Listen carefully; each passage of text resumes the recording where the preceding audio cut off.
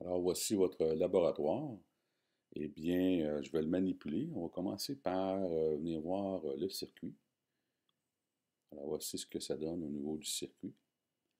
On va travailler avec une ampoule. Vous avez votre bloc d'alimentation, votre transistor, le commutateur, donc le deep switch qui est ici. Vous avez votre résistance de 470 ohms et vous avez aussi des points de mesure. Alors si on revient un peu en arrière sur la plaquette, alors je vais l'alimenter. Donc, on va démarrer la simulation. Et là, déjà, on peut voir que la tension est à 6 volts.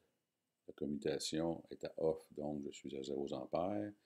Et ici, on peut remarquer que nous avons 59,1 millivolts aux bornes de la base qui est ici.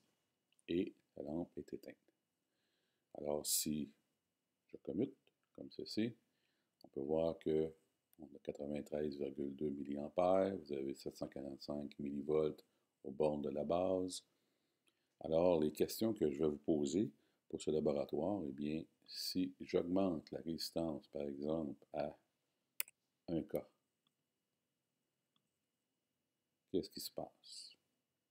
Si je l'augmente à 10K, qu'est-ce qui se passe? Alors, on a vu la lampe, vous voyez, 1K, 10K, et là, si je rajoute 100, 1000, alors vous pouvez voir qu'il y a des mouvements, donc le courant continue d'augmenter, vous avez 548 volts.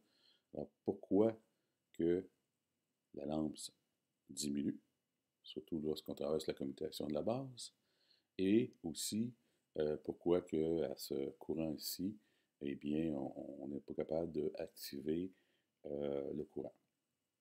Donc, je remets ça à la valeur initiale qui se trouve être 470 ohms.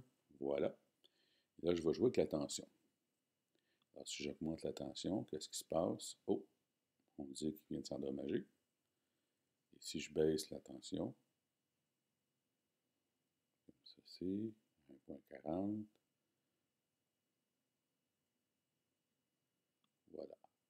Alors, encore une fois, je vous demande de m'expliquer ce qui se passe dans ce circuit.